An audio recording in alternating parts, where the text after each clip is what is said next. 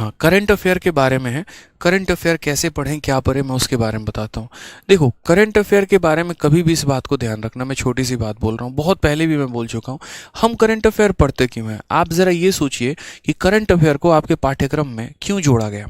क्या ज़रूरत थी एसएससी या स्टाफ सिलेक्शन कमीशन को कि वो आपके जीके में करंट अफेयर को जोड़े? पहले तो जीके में करंट अफेयर के ज़्यादा क्वेश्चन नहीं आते थे।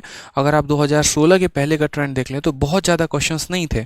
लेकिन अब करंट अफेयर के हर शिफ्ट में 7-7 सवाल, 8-8 सवाल क्यों होते हैं?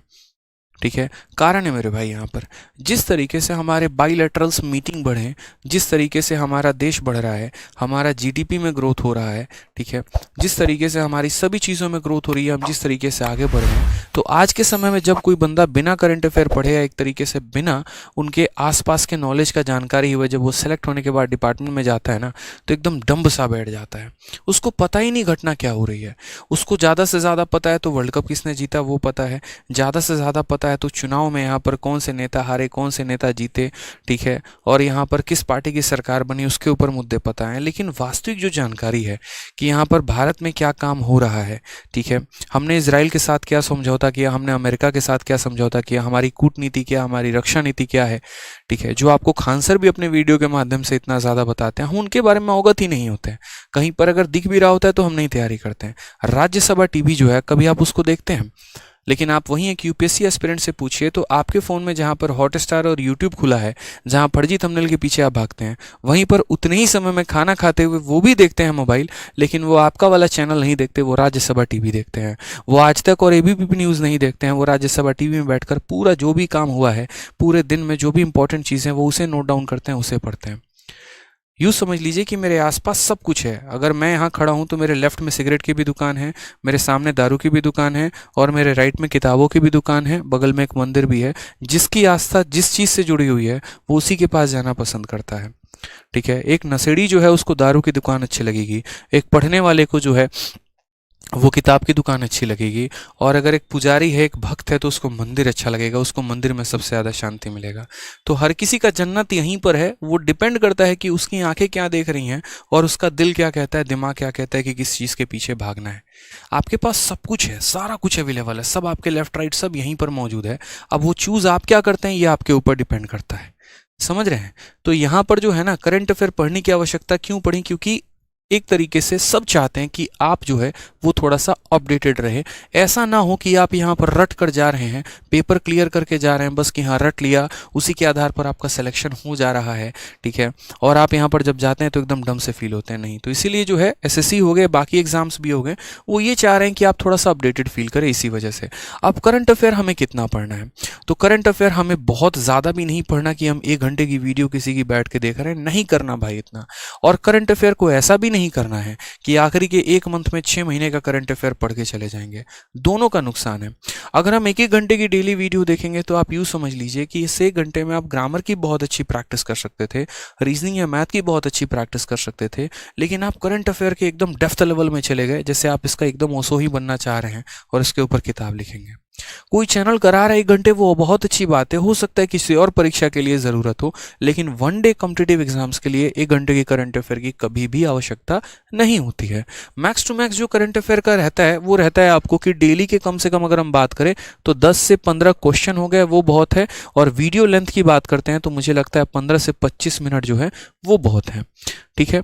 इतने मिनट की आप वीडियो देखिए, जैसे हमारे दीपक सर है वो करंट अफेयर पढ़ाते हैं, आपको कोई भी चैनल अच्छा लग रहा है जो भी है, ठीक है, तो आप उतने मिनट का करंट अफेयर देखो और उतने क्वेश्चंस आप लगाओ, बस दैट्स इनफ।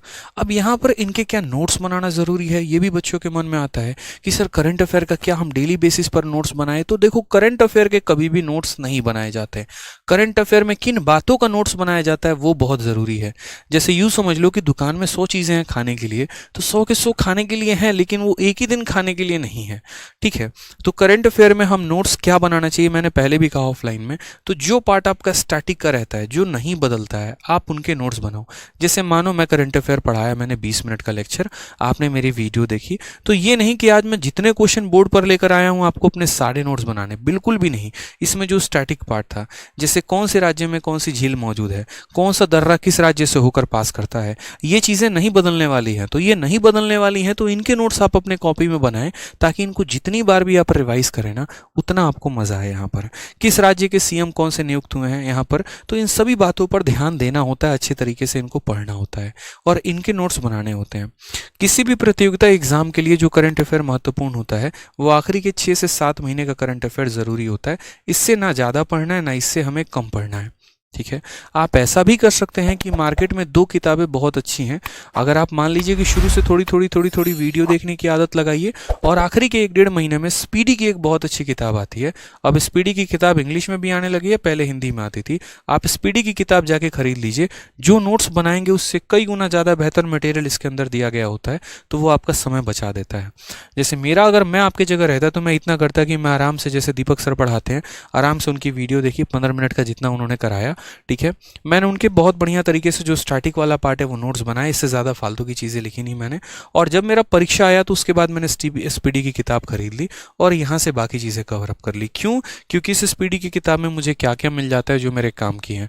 सबसे पहले करंट अफेयर में जो होता है वो ज़रूरी होता है अपॉइंटमेंट आपका, कि यहाँ पर किन किन लोगों की, यहाँ पर अगर मैं बात करूँ करंट अफेयर में, और पढ़ना भी क्या होता है और छोड़ना भी क्या होता है, ये भी बहुत ज़रूरी है।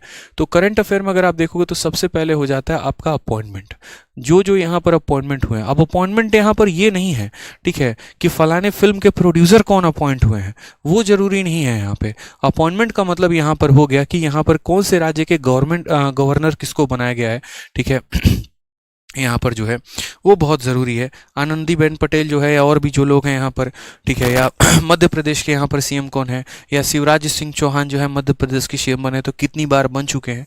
इस तरीके से करके जो अपॉइंटमेंट्स होते हैं उन पर काम करना होता है। दूसरा जो हो गया वो हमारा बुक एंड ऑथर पर काम करना होता है। अब बुक एंड ऑथर में भी 2 तरह के होते हैं। एक बुक एंड ऑथर यहाँ पर ये हो गया मेरे भाई, जो पहले चला आ रहा है, जैसे बाबरनामा हो गया आपका, ठीक है, तो ये जो हो गई, जैसे रविन्द्रनाथ टैगोर की जितनी किताबें हो गई आपका, तो ये जो ओल्ड किताबें हो गई ना, ये एक तो इनके बारे में जो है आपको पढ़ना है। और दूसरा अभी जो नया लॉन्च हुआ है, जैसे मोदी जी ने कोई किताब लॉन्च किया, ठीक है, या फिर मान लीजिए कि किसी और पॉलिटिकल लीडर ने, शशि थरूर की किताब बैक टू बैक आते रहते हैं यहाँ पर, तो वो जो है वो आपको थोड़ा सा ध्यान रखना है बुक एंड ऑथर के बारे में, कि नाम क्या है किताब का और उसको लिखा किसने है। तीसरा, अगर हम करंट अफेयर में बात करते हैं यहाँ पर, तो तीसरा जो हो जाता है वो हमें PIN पर ध्यान देना होता है। अब ये PIN क्या है, तो PIN का मतलब हो जाता है पर्सन इन न्यूज़, जो व्यक्ति सबसे ज़्यादा चर्चा में है, जिसकी चर्चा ज़्यादा हो रही है। अब चर्चा का मतलब यहाँ पर ये नहीं है, ठीक है, कि किसी ने कच्चा बादाम पर डांस कर दिया तो हम उसके बारे में पढ़ेंगे, या कच्चा बादाम वाले को जो है ज़्यादा पॉपुलैरिटी मिल रही है, वायरल यही हो रहा है, तो इसके बारे में ज़्यादा जानना है। नहीं मेरे भाई, ये PIN नहीं है। PIN का मतलब यहाँ पर ये हो गया कि ऑल ओवर इंडिया में जैसे अदानी हो गए, वो PIN है कि वो बहुत ज़्यादा जो है यहाँ पर ट्रेंड में है, ठीक है। कारण यहाँ पर क्यों है, क्योंकि अपने बिजनेस मॉडल की वजह से, अपने तरीकों के वजह से, जिस तरीके से उन्होंने ग्रोथ दिखाया है, तो उसमें ये पूछा जा सकता है कि फलाना इंडस्ट्री या फलाना फैक्ट्री या फलाना जो है वो किससे संबंधित है, या यहाँ पर जो है इनके ओनर कौन है, इस तरीके से करके वर्ल्ड के रिचेस्ट कौन है, एशिया का रिचेस्ट कौन है।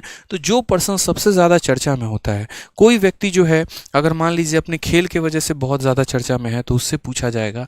जैसे मान लीजिए सूर्य कुमार यादव हो गए, तो उनके बारे में पूछा जा सकता है कि डेब्यू इन्होंने कब किया हुआ था, ठीक है, इन्होंने कितने टेस्ट खेले हैं, कितने ODI खेले हैं, इस तरीके से करके। बॉलीवुड से बहुत ज़्यादा क्वेश्चन नहीं रहता है। बॉलीवुड में आपका जो क्वेश्चन रहता है वो आपका अवार्ड से रहता है, तो आपको अवार्ड में सबसे ज़्यादा फोकस करना है। अब अवार्ड में आपको 2 ही जगह से ज़्यादा अवार्ड पूछा जाता है, एक तो आपका स्पोर्ट्स हो गया और दूसरा एक तरीके से फिल्म इंडस्ट्री हो गया। आप इनमें ध्यान रख सकते हैं, बाकी और कोई दूसरा ज़्यादा अवार्ड की महत्व होती नहीं है। स्पोर्ट्स में भी आपके ओलंपिक्स होते हैं, विंटर ओलंपिक्स हो गया, पैरा ओलंपिक्स हो गया, समर ओलंपिक्स हो गया, आपके अंडे यहाँ पर आपके अपने जो है इंडिया में काफ़ी अलग अलग स्पोर्ट्स होता है, उसके अंदर जो है ठीक है पूछा जाता है। तो ये स्पोर्ट्स में आपको जो है जो अवार्ड मिला है किसको, रेसलिंग में, ये भी पूछा जाता है फलाना व्यक्ति किस खेल से संबंधित है, रेसलिंग से कौन संबंधित है यहाँ पे, ठीक है। और यहाँ पर जो है मीराबाई चानू का किस खेल से संबंध है, अभी इन्होंने हाल फिलहाल में फलाने ओलंपिक में कौन सा मेडल जीता है, या ओलंपिक में भारत की जो स्थान थी वो क्या थी, इस तरीके से करके। और फिल्म में जैसे दादा साहब फाल्के अवार्ड हो गया और भी चीज़ें हो गई, तो ये अवार्ड यहाँ से भी पूछा जाता है। तीसरा अगर हम बात करते हैं तो जैसे कोई भी इंपॉर्टेंट इवेंट्स हो गए यहाँ पर, और उसके बाद यहाँ पर जो है एक तरीके से इवेंट का थीम हो गया, ये बहुत ज़रूरी है। जैसे मान लीजिए कोई भी अगर ओलंपिक्स ही है तो उस ओलंपिक का पर्टिकुलर एक टाइटल भी होगा, ठीक है। अगर आप बात करेंगे 2020 में जो ओलंपिक है उसका टाइटल एक होगा, 24 में जो होगा उसका टाइटल होगा। उसके बाद यहाँ पर मेजबानी कौन करेगा, कौन सा कंट्री पिछली बार होस्ट किया था, कौन सा कंट्री उसको आगे होस्ट करने वाला है। तो ये सारी बातें यहाँ पर जो है इन बातों का ध्यान रखना होता है, और ये आप तभी याद कर पाते हैं जब आप डे बाई डे जो है वो डेली प्रोसेस से पढ़ते हैं। लास्ट अगर हम यहाँ बात करते हैं तो मिलिट्री एक्सरसाइज भी बहुत ज़रूरी होता है। जैसे अगर मैं मानो यहाँ पूछूं कि संप्रीति जो है, संप्रीति मिलिट्री एक्सरसाइज किसके बीच में होता है, अब ज़रा कमेंट बॉक्स में आप बताइए कि संप्रीति मिलिट्री एक्सरसाइज किसके बीच में होता है। फिक्स है, यहाँ पर फिक्स है कि संप्रीति फलाना फलाना देश के बीच में होगा। इंडिया और किसके बीच में होता है, चलिए बताइए। ऐसे कई सारे संप्रीति हो गए, MOU होता है, MOI होता है, मेमोरेंडम ऑफ अंडरस्टैंडिंग हो गया, इस तरीके से करके। तो ये सारी बातें जो हैं वो आपको ध्यान रखनी होती हैं। सर आप पक्के खिलाड़ी जब तक नहीं बनेंगे ना, यकीन मानिए आपसे कोई पेपर नहीं होने वाला है, ठीक है। हाँ बिल्कुल, वीडियो को लाइक भी करते रहेंगे और चैनल को सब्सक्राइब भी करते रहेंगे, ठीक है। इंडिया और बांग्लादेश, बहुत शानदार, बिल्कुल। इंडिया और बांग्लादेश का जो होता है वो आपका क्या होता है, संप्रीति मिलिट्री एक्सरसाइज होता है। ऐसे ही इंडिया श्रीलंका का भी होता है, इंडिया भूटान का भी होता है, इंडिया नेपाल का भी होता है, इंडिया अमेरिका का भी होता है, इंडिया इजराइल का भी होता है। तो ये चीज़ें पढ़नी बहुत ज़रूरी है हमारे लिए। अगर हम नहीं पढ़ेंगे यहाँ पर तो बहुत सारी दिक्कतें हमारे साथ आ सकती हैं, ठीक है। चलिए आ जाइए।